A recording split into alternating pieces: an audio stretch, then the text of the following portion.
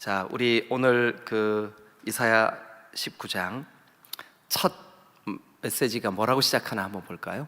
자, 시작. 무난 강조라. 누구에 대한 경고예요? 애굽.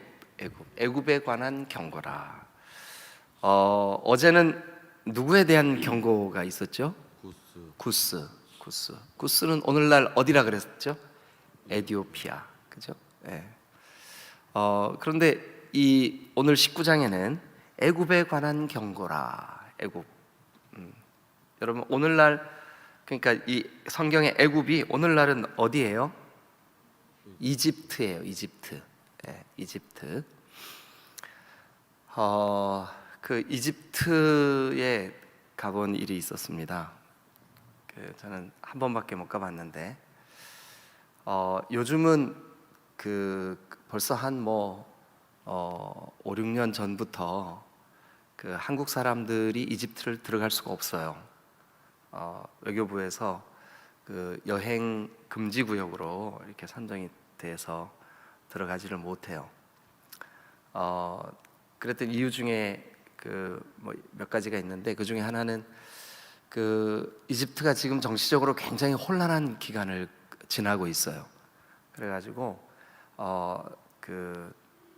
심심치 않게 쿠데타가 일어나기도 하고 또 여러 가지 위험한 상황들이 많고 그래서 이집트를 우리가 근래에는 잘 못 들어가고 있습니다. 그리고 이제 또 결정적으로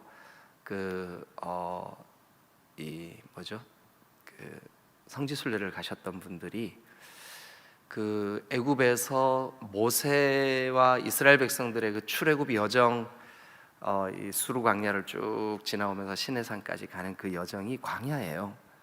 그런데 그 광야 지역에 가끔씩 강도들이 나타나요. 그런데 이제 한국 관광객을 태운 관광차가 이렇게 지나가는데 강도들이 나타나가지고 여권을 빼앗고 돈을 빼앗고 하는 강도 사건이 있었어요. 그래서 결정적으로 그 사건 때문에 그쪽 지역이 위험하다. 그래서 들어가지 못하게 자제를 하고 있습니다. 언젠가 풀리겠죠. 그러면 또 모세랑 이스라엘 백성들이 출애굽한 여정을 쭉 함께 가볼 수 있는 날이 있으리라고 생각이 듭니다. 여러분 중에는 이렇게 지리나 역사에 관심이 많으셔가지고 기독서점에서 나오는 어떤 책들을 읽고 목사님 그런데요 시내산이 거기가 아닐 가능성도 있대요. 그렇게 얘기하시는 분들도 있는데 그거는 그런 이야기가 유튜브에도 떠돌아다니고 그래요. 그런데 그거는 가설이지 실제로 그런 것은 아닙니다. 그리고 또 백성들의 여정을 이렇게 쭉 따라가 보면 지금까지 2000년 이상 교회가 믿어왔던 이스라엘 출애굽 여정이 맞는 여정이라는 것이 훨씬 더 증거들이 많아요. 그러니까 지금 이렇게 몇몇 분들이 아닐 거야, 시내산이 저 사우디 어딘가에 있을 거야, 이렇게 주장하시는 분들의 그 가설보다 훨씬 신뢰성이 높습니다. 그래서 그런 하여튼 요즘 유튜브에 얼마나 어떤 분이 조사를 했는데 팩트 체크 그런 데서 조사를 했는데 유튜브에 쏟아져 나오는 그 정보들 중에 거의 한 70-70%는 거짓말이다, 거짓이다, 잘못된 정보다 이렇게 얘기들을 하더라고요. 그래서 너무 유튜브에 여러분 마음 쏟지 마세요. 가끔씩 좀 이렇게 저거 한 거지 그게 다는 아니다 이렇게 좀 생각하시면 좋을 것 같습니다. 제가 애굽에 갔을 때 가장 인상적이었던 게 뭐냐면 우상이었습니다. 우상. 특별히 카이로에서 야간 열차를 타고 룩소르라고 하는 곳을 갔습니다. 그게 이제 룩소르가 고대 애굽의 수도예요. 그런데 룩소에 갔더니 뭐 그 가이드 하시는 분이 수없이 얘기를 해줘도 못 알아듣겠더라고요. 뭐 얼마나 많은 우상들이 있는지 그 우상들의 이름을 기억나는 게 거의 없어요. 예, 하여튼 우상의 박물관 같아요. 전시관 같아요. 예, 가는 곳마다 그 태양을 섬기는 그 상징으로 세워놓은 오벨리스크 아시죠, 그죠? 예. 원래 그 오벨리스크가 지금 전 세계에 이 오벨리스크를 본따 가지고 만든 건축물들이 꽤 많죠. 이게 오벨리스크는 그 하늘로 이렇게 높게 솟아서 뾰족하게 세워놓은 그 탑이라기보다는 그냥 돌을 깎아 가지고 이렇게 세워놓은 기둥 같은 그런 건데, 거기 사면에 막 숱한 어떤 주술적인 혹은 또 태양신을 섬기는 여러 글들이 아주 빼곡히 써져 있어요. 예. 근데 그게 다 우상들을 섬기기 위한 그 애굽인들의 그런 그 우상 숭배 흔적들이에요. 그리고 여러분 그런 거 보셨죠? 이렇게 그 개 모양이라 할까? 아니면 무슨 늑대 모양이라 할까? 근데 이렇게 떡 앉아가지고 이렇게 그런 게 막 수십 마리가 쫙 이렇게 늘어서 있는 그림 보신 적 있죠, 그죠? 예. 어제 이 말씀을 준비하면서 사진으로 몇 컷 좀 준비해 볼까 하다가 이거 뭐 우상 숭배하는 거 사진 그 보면 뭐 하겠어요 싶더라고요. 그래서 나중에 직접 가서 한 번씩 보세요. 그런데 그 룩소라고 하는 그 도시에 방문을 해서 오늘날 관광객들에게 구경거리가 되고 있는 100% 다 우상이에요. 우상.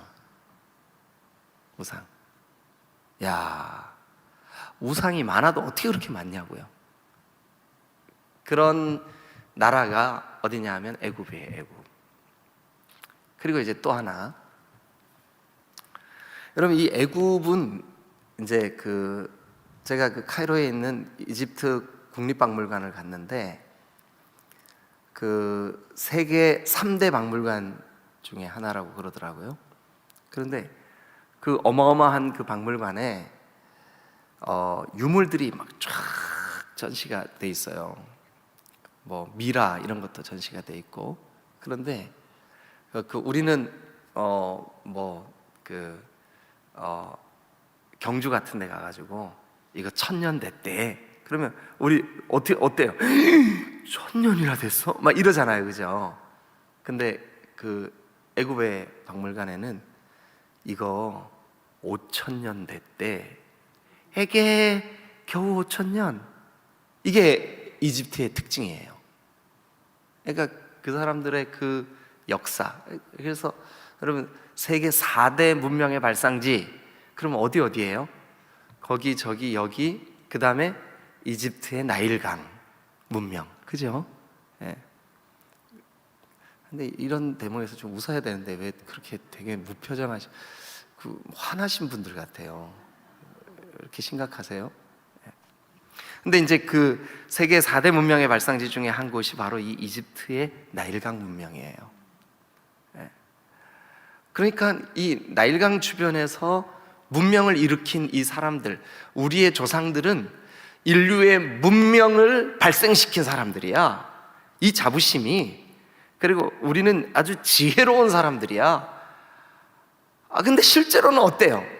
그러니까 우리 주변에도 막 똑똑해 보이고 막 자기 지혜를 자랑하는 사람들 치고 진짜 지혜로운 사람들이 있어요, 없어요? 없어요. 우리 주변에 그런 사람들 있잖아요. 막 이거 이래야 된다 그러고 저래야 된다 그러고, 특히 그 정치나 뭐 이런 것에 대해서 막 이제 이렇게 조언하고 하시는 분들 보면 진짜 똑똑해 보여. 근데 실제로 가만히 관찰해 보면 헛똑똑이죠, 그죠? 헛똑똑이, 아무 영양가 없는 그런 경우가 많아요. 근데 이집트에 가서 제가 느꼈던 게 그런 거예요. 이 사람들 자기들은 막 굉장히 지혜롭다 그러는데 아직도 그 고대에 묶여서 살아. 왜 그러지? 뭐 이런 생각이 들어요. 근데 제가 이집트에 가서 아주 충격적인 거 하나 봤어요. 나중에 여러분들도 꼭 한번, 예. 여러분, 이집트에 2000년이 된, 그러니까 예수님 시대 때 시작된 교회들이 지금도 있어요. 그 우상으로 가득한 나라, 그 헛똑똑이들에 의해서 그 고대에 묶여있는, 자기 틀에서 벗어나지 못하는 그 이집트에 놀랍게도, 그래서 여러분들도 오늘 그 뭐 집에 돌아가셔서 한번 그 컴퓨터 같은 데서 검색도 한번 해보셔도 괜찮을 것 같아요. 이렇게 검색해 보세요. 콥트 정교회. 정교회인데 어느 정도로 순수한 복음을 지금도 정확하게 지키고 있냐 하면, 이 사람들은 삼위일체 예수 그리스도의 완전하신 하나님이심과 완전한 사람으로 이 땅에 오신 것에 대한 믿음, 그리스도의 재림, 66권 성경의 무오한 하나님의 말씀, 이걸 다 믿어요. 그러니까 오늘날 우리가 가지고 있는 신앙과 거의 다르지가 않아요. 그런데 이제 이 사람들과 우리가 좀 다른 게 하나가 있는데, 그게 뭐냐 하면 이콘 문화였었어요. 이콘. 우리가 이제 컴퓨터 바탕화면에 보면 아이콘이 있죠, 그죠? 아이콘. 그 윈도우 이렇게 아이콘, 우리가 그 마우스를 갖다 놓고 두 번 클릭 따닥 하면 이제 그걸로 딱 들어가잖아요, 그죠? 그걸 이제 아이콘이라 하잖아요, 아이콘. 근데 이 아이콘이 이콘이라는 말에서 왔어요.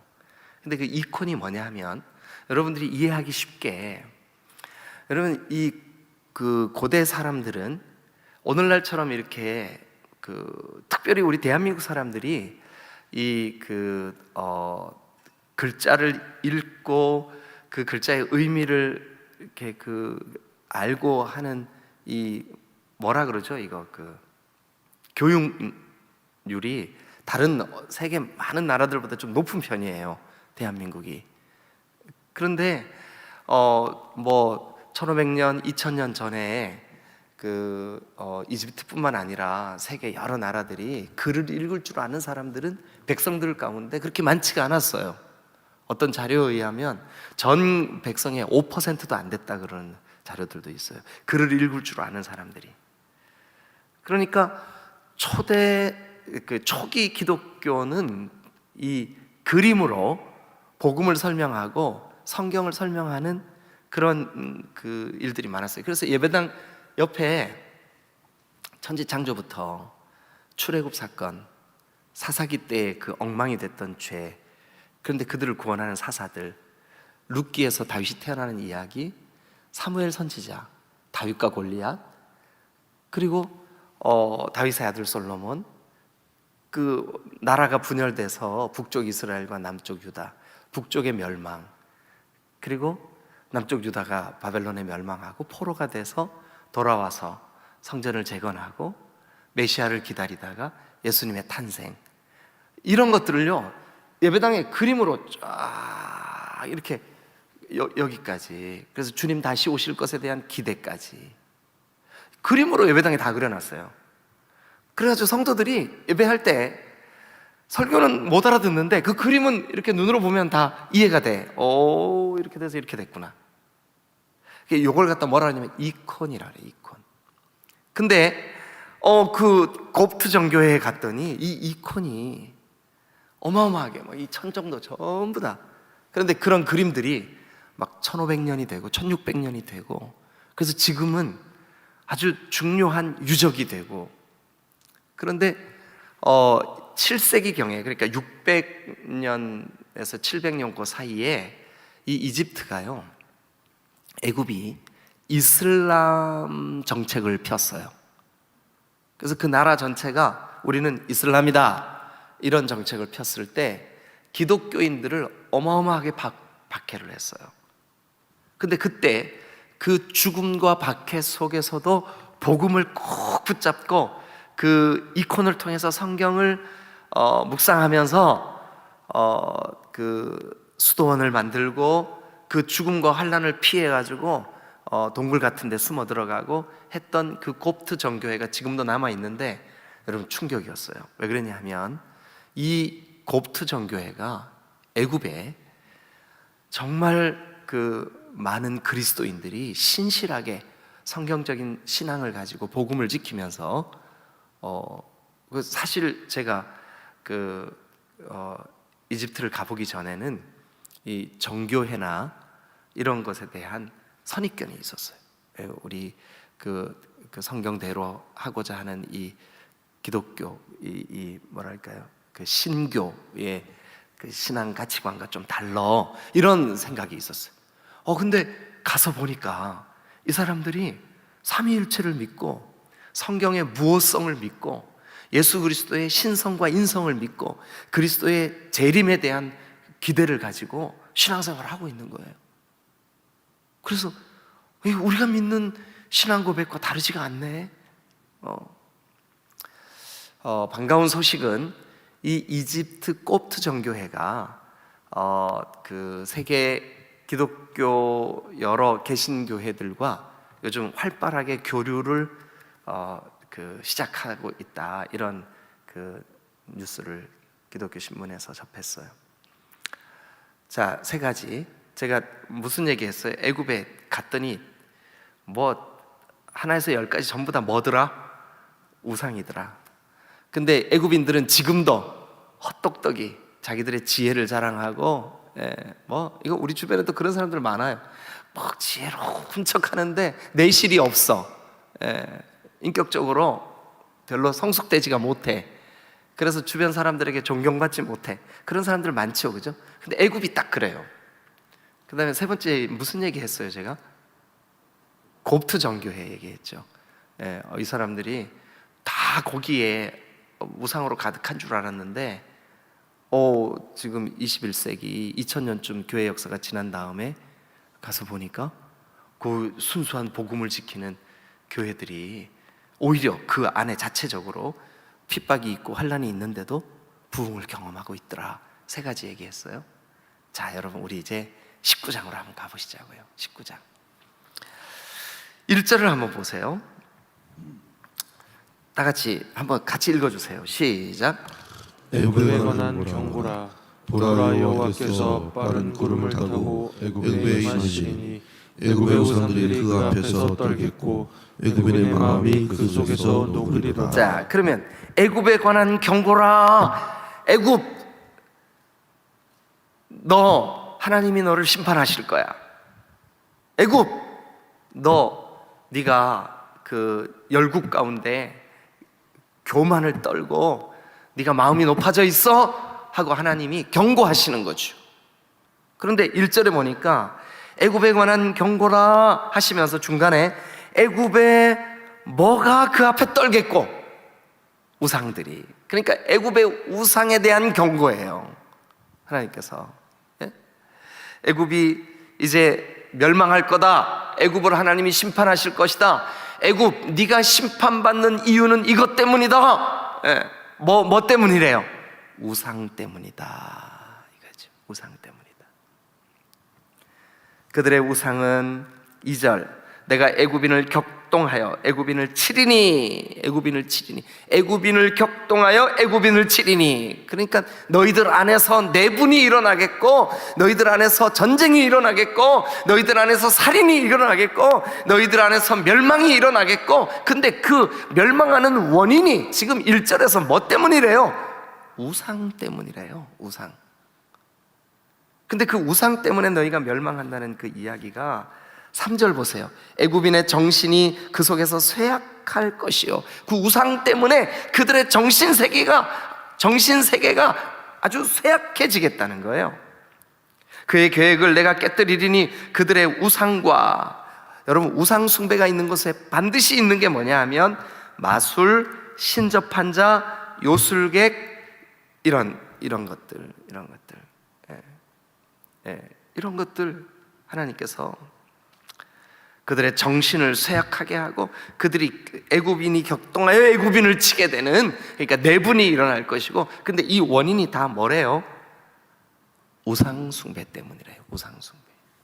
여러분, 오늘날 우리 안에 하나님이 우리의 창조주시고 우리 인생의 주권자이신데 그 하나님 외에 다른 것에 마음을 빼앗기는 이 우상숭배적인 신앙, 이거 하나님이 기뻐하시지 않습니다. 그런데 이미 이사야의 때에, 오늘 이사야 19장에 보니까 애굽의 우상, 그 애굽의 우상이 교묘하게 하나님의 백성들인 남유다에게 영향을 미치고 있었어요. 그것을 보고 하나님께서 이스라엘의 위협거리, 이스라엘의 우상숭배에 영향을 끼치는 애굽에 대하여 경고하십니다. 그러면서 하시는 말씀이, 애굽, 너희들이 섬기는, 너희들이 마음 빼앗긴, 여러분들의 마음속에 우리는 지금 뭐 불상을 세워놓은 것도 아니고 우리는 지금 우상숭배하고 있지 않아. 여러분, 속지 마세요. 여러분들이 만약 그 어떤 것에 마음을 빼앗기고 있으면 그게 바로 우상이에요. 그게 바로 우상이에요. 어떤 사람에게는 주식이 우상이 될 수가 있어요. 어떤 사람에게는 여러분들이 마음을 온전히 주님보다 더 그 마음을 두고 있는 그게 우상이에요. 우상. 그런데 애굽이 지금 경고를 받고, 애굽이 지금 내분이 일어나고, 애굽이 지금 서로 치고, 애굽이 지금 서로 격동케 되고, 애굽이 지금 서로 쇠약해지는 근본적인 이유가 뭐냐? 우상 때문이라고요. 우상. 두 번째, 애굽이 이렇게 경고를 받고 멸망하게 되는 두 번째 이유가 뭘까요? 그게 11절에 나옵니다. 11절. 그러니까 10절까지는 다 뭐 해야 되냐 하면 너희들이 우상을 숭배한 결과예요. 우상을 숭배했기 때문에 너희들이 당하게 되는 심판 내용들이에요. 자, 11절 같이 읽어주세요. 시작. 소환의 방백은 어리석었고 바로의 가장 지혜로운 모세의 책략은 우둔하여졌으니 너희가 어떻게 바로에게 이르기를 나는 지혜로운 자들의 자손이라, 나는 옛 왕들의 후예라 할 수 있으랴.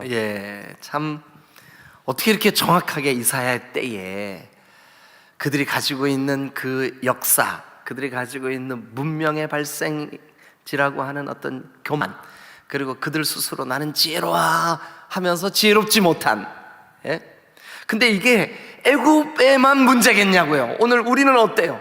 하나님, 저는 어리석고 우둔합니다. 주님이 도와주시지 않으면 안 되겠습니다. 이런 사람들은 사실 참된 영혼의 지혜가 그 안에 있는 줄로 믿습니다. 근데 자기 생각, 자기 교만, 자기 주장, 나만 옳다고 생각해. 아이고, 그런데 그런 사람들에게 삶의 열매가 없어요. 애굽이 딱 그래요. 그래서 오늘 여기 보니까 소안의 방백은 어리석었고, 근데 이제 소안의 방백, 이 소안의 방백이라는 말이 뭐냐면 소안의 정치 지도자들이란 뜻이에요. 근데 소안이 뭐를 의미하냐면 가장 지혜롭다고 여기는 도시예요. 근데 거기에 지도자들이니까 얼마나 지혜롭다고 스스로 여기겠어요, 그죠? 그런데 그들의 책략이 우둔하고 그들이 지혜롭다고 하는 그 생각 자체가, 그러니까 여러분, 하나님은 교만한 자들을, 자기 생각 외에 다른 것들에 대해서 겸손히 받아들이지 못하는 그런 그 사람들에 대해서 이 애굽을 들어서 교훈하시고 책망하시는 거예요. 그래서 애굽의 그 스스로 지혜로운 체하며 지혜롭다고 여기는 거기에 대해서, 자, 11절 계속해서 보세요. 너희가 어떻게 바로에게 이르기를 나는 지혜로운 자들의 자손이라. 애굽은 지금도 여기에 대한 자부심이 굉장합니다. 그런데 나는 옛 왕들의 후예라 할 수 있으랴. 그러면서 여러분, 그들의 높아진 마음, 그 지혜, 나는 지혜로워 하는 그것 때문에 하나님이 결국 그들을 책망하시고 경고하시며 그들을 치시겠다라고 하는. 그런데 여러분, 어제 18장에서도 구스에 대해서도 그랬죠, 그죠? 결국 그들이 죽게 돌아오게 될 거다, 이렇게 그들에 대한 경고가 끝나요. 근데 19장도요 너무 놀랍게 뒤로 한번 가보세요. 16절부터 제가 몇 절을 좀 소개할 텐데요, 일단 그날에 16절 그날, 그다음 18절 그날, 19절 그날. 그런데 19절 같은 경우도 보세요. 그날에 애굽 땅 중앙에는 누구를 위한 제단이 세워지겠대요? 너무 신기하죠? 지금 애굽에 대해서 뭐 하시는 거예요? 하나님께서 경고하시는 말씀이잖아요. 근데 그 경고의 끝자락에 뭐가 있냐면, 그러나 애굽에 하나님을 예배하는 예배의 제단이 세워질 거야. 그리고 여러분 21절도 한번 보실까요? 같이 읽죠. 시작. 여호와께서 자기를 애굽에 알게 하시리니. 다시 한번 뭐래요? 여호와께서 자기를 애굽에 알게 하시리니. 여호와께서 하나님이 하나님이시다, 그리고 하나님이 보내신 그리스도 예수께서 우리의 구원이시다 라고 하는 것을 애굽에 알리시겠대요. 애굽에 알리시겠대요. 혹시 제가 보고 왔던 그 곱트 정교회 같이 복음을 지키기 위하여 환난과 핍박 중에서도 믿음을 지키고 그 모진 고난의 시간들을 복음을 끝까지 놓지 않았던 그 그리스도인들, 신실한 주님의 그 복음을 지켜냈던 그 사람들이 혹 이 이사야가 예언했던 그날 거기 여호와께서 자기를 계시해 주시는, 아니 자기를 신뢰하고 믿고 의지하는 하나님이 주신 복음 안에 거하는 사람들이 그때 그날에 21절 중간에 보면 그날에 애굽이 여호와를 알고 여호와에 대해서 알리고 여호와의 구원이신 그리스도 예수에 대해서 알리고 알게 하고 하는 그 사람들이 혹시 그 사람들이 아닐까? 제가 보고 왔던 지난 2000년 동안 복음을 지키기 위하여 삶의 자리를 빼앗기고, 이 꼽트 정교회가요 어마어마한 교회를 세웠는데, 그 교회가 어디 있냐 하면 우리나라, 여러분 우리나라 그 상암 월드컵 경기장이 옛날에 뭐였었는지 혹시 아세요? 제가 처음 전도사로 사역했던 데가 서울 강남 대치동인데, 그때 전도사를 사역하기 위해서 거기 갔을 때 일산이 아직 막 이렇게 그렇게 저렇게 커지지 않았을 때예요. 그런데 서울에 거기가 끝자락이었었어요. 지금 그 상암이 있는 그쪽이. 근데 거기 여의도에서 바라보면 어마어마한 쓰레기 더미가 있는데 거기에서 늘 연기가 모락모락 피어올랐어요. 불태운 연기가. 그 쓰레기 더미가 뭐였었죠? 이름이? 얘기 좀 해주세요. 제가 지금 갑자기 생각이 안 나. 뭐예요 그게? 예? 난지도. 맞아, 난지도. 이제 생각났어요. 난지도. 예. 근데 난지도 그 쓰레기 더미가 얼마나 어마어마했어요. 그죠? 예, 그냥 말로 상상할 수 없을 만큼 막 어마어마했었잖아요. 그런데 이집트에 그런 쓰레기 더미가 있어요. 근데 그 위에 교회가 세워졌어요. 근데 그 교회가 한 번 예배할 때 10,000명가량 수용할 수 있는 어마어마한 교회예요. 근데 그 교회에 셀 수 없을 만큼 빼곡한 무리들이 모여서, 저는 그 현장은 보지는 못했어요. 근데 가이드의 얘기만 들었어요. 어디에서 몰려왔는지 인산인해를 이루는 그들이 그곳에 모여서 예수 그리스도의 이름을 높이고 천지의 주제이신 하나님을 찬양하고, 그래서 그들은 오늘도 대산을 넘어 험곡에 가도 빛 가운데로 걸어가면 주께서 나를 지키시기로 약속한 말씀 변치 않는다고 고백하는 사람들이 곱트 정교회 거기에서 복음을 지키고 있어요. 그런데 놀랍게 지금부터 2700년 전에 예언했던 이사야의 예언의 글에 이집트를 향한 경고의 메시지를 말씀하고, 심판의 메시지를 말씀하고 있는데 그 메시지의 끝자락에 이렇게 말하고 있어요. 자, 어디를 보시나요? 22절 다 같이 읽겠습니다. 시작. 여호와께서 애굽을 치실지라도, 뭐 때문에 치셨는데요? 앞에는 우상과 그들의 교만 때문에, 우상과 그들의 지혜 있는 척하는 것 때문에, 그것 때문에 치셨는데, 치실지라도 치시고는 어떻게 하신대요? 고치실 것이므로 그들이 여호와께로 어떻게 할 거래요? 돌아올 거래요. 여호와께로 돌아올 거래요. 자, 계속해서 그날에 그게 23절, 24절 다 그날에 25절을 읽겠습니다. 시작. 이는 만군의 여호와께서 복주시며 이르시되 내 백성 애굽이여 내 손으로 지은 앗수르여 나의 기업 이스라엘이여 복이 있을지어다 하실지니라. 여기 보세요. 여러분 여기 보니까 애굽이여 앗수르여 다 하나님께서 저 이스라엘 백성들의 대적자들로 여기시고 심판하실 자들로 여기셨는데 이 본문에 보니까 뭐래요? 내 백성이여 그대들에게 복이 있을지어다. 무슨 뜻일까요? 열방이 주께 돌아오게 될 줄로 믿습니다. 그 열방 중에 애굽이 들어있고, 그 열방 중에 앗수르가 들어있고, 그 열방 중에 대한민국이 들어있고, 그 열방 중에 온 세계가 들어있는 줄로 믿습니다. 그들이 여호와이심을, 여호와의 창조주이심을 고백하게 되는 그 일이 온 세상에 가득하게 될 때까지. 그래서 오늘 애굽을 향한 예언의 메시지도 끝자락에는 이렇게 얘기하고 있습니다. 이사야가 이렇게 예언합니다. 여호와께서 애굽을 치실지라도 치시고 고치실 것이고 그들이 여호와께로 돌아올 것이라. 22절 그렇게 예언하고 있습니다. 여러분 열방이 주님께 돌아오게 될 줄로 믿습니다.